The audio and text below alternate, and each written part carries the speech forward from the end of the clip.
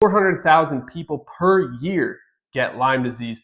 And so we want to make sure that you're not one of those people. In 2016, I had Lyme disease and it absolutely crushed me. I was fainting. My heart rate was dropping. It was a really serious situation where I went to multiple different doctors and specialists to try to figure out what was going on. I was misled, misdiagnosed, and led down all different types of mistaken paths. And I was finally able to heal my body all naturally. Hi, my name is Ryan Kearns. Right now, during the recording of this video, it is May, and that is Lyme Disease Awareness Month. How do you spot ticks and prevent Lyme disease so you never have to deal with it in the first place, so that less people have to go through the struggles that a lot of us have been through? Ticks transmit bacteria and viruses and parasites, and nobody wants that. Deer ticks, also known as black-legged ticks, spread Borrelia burgdorferi, which is a microbe that causes Lyme disease. And if you've never heard of Lyme disease, it's absolutely terrible. As I just explained, there's a lot of misunderstandings and myths and misconceptions. There's a lack of research and understanding by the doctors, and the doctors can actually end up doing more harm than good or just not helping at all, which happens in a lot of cases. And Lyme disease can lead to joint pain and fatigue and heart problems. There's so many symptoms that can be caused by Lyme disease, and I just don't want you to have any of them. It's pretty simple. Anywhere that a deer normally would walk is a great place for a tick to go. Me personally, I grew up in the Poconos, Pennsylvania, where there's more deer than there is humans, I'm pretty sure. And they spread Lyme disease like crazy. There's ticks everywhere. Woods, wooded trails, leaf piles, grass, overgrown lawns, in the leaf filter. They could be anywhere where there's debris from the forest or from leaves or grass or plant debris. That's usually where they like to hang out, and then they'll jump onto a human body or an animal body and bite into them. But one great tip to avoid that to begin with is to just stay on the center of the trail when you're hiking. I love hiking just as much as the next person, and this isn't going to stop me from hiking, but what it does do is gets me to stay on the path instead of going off the beaten path or going right next to some overgrown vegetation that could be rubbing up against you. It's just so easy for ticks to jump onto you if you do that, and they're really tiny, so it's hard to tell. The larvae are the size of a grain of sand. They're very, very tiny. It'd be very difficult to see them. Then it grows into a nymph size, which ends up being about the size of a poppy seed, still extremely tiny and hard to see. Most people don't know this, but the nymph stage is actually the one that leads to the most cases of Lyme disease because they're still tiny enough that they're hard to see. So if they get attached to your skin, it's very difficult to even know they're there, and then they end up being attached for long enough to transmit a ton of different bacteria and viruses and parasites, which cause people all types of terrible symptoms. And then, of course, eventually they become adults, which is the size of a sesame seed, so a little bit bigger, still very tiny, very hard to see. Once they bite your skin, they actually get larger once they're engorged, once they're full of your blood. They end up getting a lot bigger, so you'll be able to see them a lot easier. Okay, so what do they look like? Well, they're flat, they're brown, they could be black, reddish brown, and again, they're very small, and they become a lot larger after feeding. But here's a pro tip. Since the nymphs are so small, it helps a lot to use a magnifying glass when you're checking your skin for nymphs, especially if you're someone like me who has a lot of freckles. It can get a little confusing, and you might just brush over it as a freckle when in fact, it is a tick. So let's say you didn't notice. What are the signs of a tick bite? Well, just like any other bug bite, there could be a small red bump at the site of the bite. You could possibly get a bullseye rash that Lyme disease is famous for, but that rash doesn't always come about. However, if you do see a rash that's expanding in size, or it's a big circle with a dot in the middle or a big circle and a little circle, that is a bullseye rash. That means that you probably already have Lyme disease. This rash could have itching and irritation or swelling, or you might not even notice it's there. And finally, if you have that rash and it's combined with flu-like symptoms like fatigue or headaches or fever or muscle aches, then you probably have Lyme disease. It is incredibly important that you remove the tick as soon as you see it on your skin.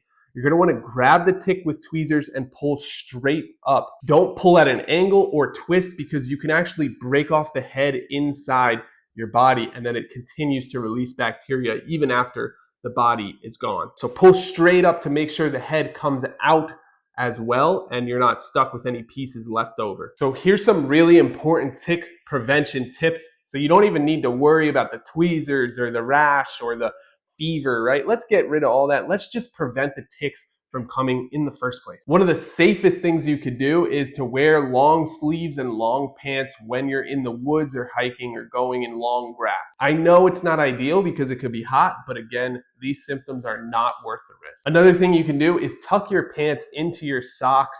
While it might look a little goofy, you can still avoid those unbearable symptoms for some people.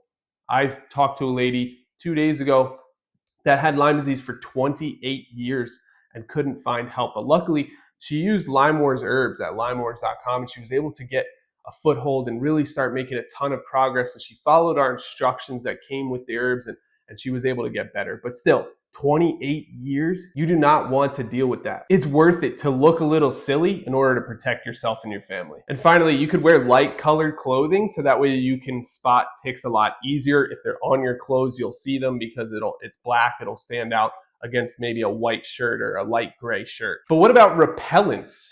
Well, DEET is a great tool that has been created a long time ago that helps to repel bugs, and it works pretty well. A lot of people also report using picaridin, which I've never used personally, but this is another compound that helps to repel bugs. There's also some natural approaches you can use, such as oil of lemon or eucalyptus. I know we're always experimenting with the natural routes in my house, so pretty soon I'll try to give you guys some tips for how to create a natural bug repellent. There's also some clothing that comes with a permethrin spray, which can actually help to repel bugs as well. So look out for that. Try and find ways to repel bugs, whether it's an all natural essential oil approach or whether you're ready to use any type of bug spray. Just make sure you avoid those ticks, whatever it takes. So we talked about behaviors a little bit already, but let's go deeper, right? What behaviors will help us to avoid ticks and avoid Lyme disease? First of all, stay on the trails. Avoid grass and tall bushes. You want to stay away from getting off the beaten path. Stay in the middle of the path and you should be okay. The next thing you can do is shower within 2 hours of coming indoors after being outside all day. That way, you're taking your clothes off, you're able to kind of inspect your body real quick. You could use a mirror. You can just look at yourself and make sure there's no ticks on you before you get in the shower. And if there is ticks on you, a lot of times the shower can help to get them off. Not all the time, but sometimes. And taking a shower is just a simple thing that you probably want to do anyway after a long hike. I know I do. And it helps to get rid of those ticks. When you're checking your body, make sure you check your body carefully. Look in places that something would hide, right? Because you'd be surprised. They actually do that pretty often. They can go in places like behind the ear or in your armpit or anywhere really that's a crevice or a little spot where they usually won't be found. They are tricky. They will go to those places. So check very carefully. You probably even want to check your scalp, even if you have hair and you're not like me and bald. They can get to your scalp through your hair. So you want to brush through your hair a little bit, make sure there's no ticks in there as well. And finally, don't forget to check your clothes themselves. Even after you take them off, just hold them up, shake them a little bit, look on the front and the back, even look on the inside. Look, you can't be too careful. There's kids who have gotten Lyme disease who absolutely have a different life now because of what happened to them. And all they did wrong is nothing. All they did was go hiking on a trail, right? And then they end up with a life-changing disease that holds them back in life for the rest of their life. It is not worth it. Please check your kids for ticks, check yourself for ticks, check your pets for ticks. Make sure that these ticks are not on you or your family. So I just mentioned pets. You'll want to check under their collar and near their ears. You want to check between their toes and under their tail and under their legs. A lot of times I've seen ticks go underneath the leg area of a dog. They like to hang out there where there's less fur and they can get to the skin very easily. That is where you want to check your dog for ticks. If they have ticks, try to pull them out immediately. You might want to get them tested. You might want to get the dog themselves tested. Pay close attention to your dog's behavior. If your pet is acting weird, like very, very tired or unaware of what's going on or just not themselves, they could potentially have Lyme disease. Take them to the vet. They'll get some antibiotics. They'll get them on a treatment plan. They could also use herbs. We have a few clients that use herbs for their pets. and they work really, really well. My sister's dog got diagnosed with Lyme disease, and one day we were walking in the woods, and he just started leaning against me and falling asleep, and it seemed really weird. He was normally a high energy dog, but he was very fatigued and out of it, and he was acting very strange. I ended up carrying him back to the house. We found out later he had Lyme disease. His name's Frank. He's a great dog. Another really important step we can take is maintaining the yard. Okay, these ticks will live in your yard if you let them.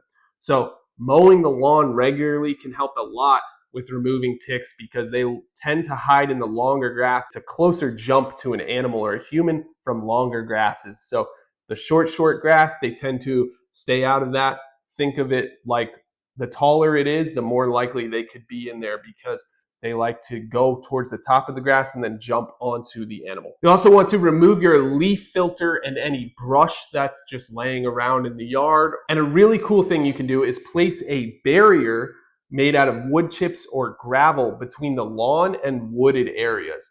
And that actually does help to keep ticks away because they will tend not to try and cross over the gravel or the wooded area because it's so difficult for them. They really like to stick to the brush, the grass, the trees. And when you have that flat surface, they're not likely to go all the way across that flat surface. And finally, keep your patios and your play equipment and your outside furniture away from the edges of the yard. The more towards the center of the yard it can be, instead of close to trees and brush and forest, the better off you'll be. And I know how it is. I grew up in the Poconos. Like I said, there was woods all around us all the time. Our backyard was woods, so it was pretty difficult to stay out of those woods. But if you can, try to keep your backyard away from the edges of the yard. If when you're hanging out with friends, family, having that barbecue, you don't want it to be close to the woods at all because those ticks can end up on the furniture, they can end up around the guests, and then, people will spread Lyme disease, and it's just a sad situation. So what should you do if you do unfortunately find a tick, one of those little menaces just crawling on your skin? First of all, if it didn't bite you yet, brush it off immediately. Secondly, if it did bite you, remove it with fine tip tweezers. Get as close to the skin as you can possibly get and pull straight upwards slowly and steadily. Okay? Then you're going to clean that area with soap, water, alcohol, or iodine. Just make sure it's disinfected and clean. You'll want to save that tick in a sealed container or a plastic bag. Just take the tick, drop it into some kind of container that you can keep. The reason being, a lot of times they tell you to go get that tick tested for Lyme bacteria to see if it had any. The flaw there is that they just released a bunch of bacteria into your body, whether or not you like it. There's a bunch of different co-infections. There's a bunch of different strains of that bacteria. The testing isn't very accurate, and it may not even be worth it to test at all. What I would do is basically just assume that there's a bunch of bacteria in my body if I got bit by a tick, and I would try to get antibiotics or herbs immediately thereafter, and I would do it as quickly as I can. Watch for symptoms over the next few weeks. Make sure you're feeling okay. If you see a sudden onset of a fever or anything like that, you'll want to go to the doctor, get some antibiotics, or use the all-natural approach that we help people take at lymewars.com. But either way, just start taking action to take back your body before it's too late. The longer you wait with Lyme disease, the more settled those microbes get, and it's actually very difficult to heal after a certain amount of time, especially depending on the rest of your lifestyle, like how healthy your habits are, what your gut bacteria and your gut microbiome looks like, your immune system strength, and so much more. So being a healthy individual helps. So just look out for those symptoms and make sure that you feel 100% if you believe that you got bitten by a tick. And real quick, here's the very early Lyme disease symptoms that you'll see within the first 30 days if you have Lyme disease most of the time. You'll see the red expanding bullseye rash. You'll see fever, chills, headache. You'll see fatigue and muscle and joint aches, and you'll see swollen lymph nodes. So call your doctor if those symptoms develop, and keep in mind that it might be Lyme disease if you know you got bitten by a tick. And finally, here's a few questions that I get all the time. People constantly email me or call me asking me questions. So I just want to try and jump ahead of those so I can help you quicker. First of all, how long must a tick be attached to transmit Lyme disease? Well, A lot of experts say 36 to 48 hours or more, but I don't see it that way. See, when a tick bites you, a cocktail of bacteria is released into your bloodstream. I would not assume that it did not give you Lyme disease if it's underneath 36 hours. If it's only been 24 hours or 12 hours, there's still a chance that you have that bacteria in your system. But again, they say 36 to 48 hours. I don't really buy that. It doesn't make sense logically that it would take that long to transmit bacteria. We know for a fact upon biting, bacteria is released. So why would it take that long, right? They might be saying it takes that long to see symptoms. I would believe that. They might be saying it takes that long for the microbes to get settled into the body and start, penetrating cells and doing all the damage that they do. I would believe that. But I wouldn't believe that you can't get Lyme disease in under 36 hours. That doesn't make sense to me. And I don't think I had a tick bite for more than 36 hours. And I don't think a lot of other people do either. So to answer the question, if a tick bit you, just assume you have Lyme disease so you can stay on the safe side and start taking actions assuming that you do in fact have Lyme disease, because that way, if you do, you're already moving in the right direction. You're already taking back your body before you ever lose it in the first place. Next question, do all ticks cause Lyme disease? Well, the black-legged deer ticks are known most for Lyme disease, but there's a host of different co-infections and different bacterial strains that come from different ticks. And to be completely honest with you, the Lyme disease microbes are actually found in lizards, birds, and hundreds of other different species besides just ticks. But ticks are the perfect vector for sharing a disease because they bite human skin and it goes into the body. So black-legged ticks have a bad name and a bad rap for causing Lyme disease, but there's a ton of other ticks that cause similar diseases, if not the same disease. There's tons of different strains of bacteria. It's much more complicated than is easily explained in this short video. Just avoid all ticks, they suck. And finally, are natural repellents effective? And the answer to that is yes, oil of lemon, eucalyptus, and a few others work really, really well. The thing is they need to reapplication pretty often because they come off pretty easily. You'll need to reapply to the skin and just continue doing it when you're in the woods or when you're going for long hikes or camping, things like that. Again, I'm going to share more soon about some natural repellent ideas that you can use. So to summarize everything, Lyme disease sucks. You don't want it, but you can still enjoy the outdoors, and I still do, and I hope that everybody who takes part in this Lyme disease journey and understands Lyme disease still goes outside and enjoys the outdoors, because to me, the outdoors are more valuable than the risk. Now, the risk is pretty bad. It took away a year of my life. It caused me to go down this path that I never would have gone down, and it took a lot of time, money, and energy, frankly. All that being said, we are part of nature, and we need to experience nature. And it's good for our body to be outside and to get sunlight and to get fresh air and to get the oxygen released off the plants and the trees. It's just a great thing for you. So don't let this stop you from going outside. And remember, the key here is prevention and regular tick checks. So check for ticks, prevent those tick bites, don't get bit, and you'll never have to deal with Lyme disease. But if you're already dealing with Lyme disease, go to lymewars.com or click subscribe below, because we're helping hundreds of people every day get better from Lyme disease. It's been amazing so far, and I can't wait to help you take back your body and feel like yourself again too.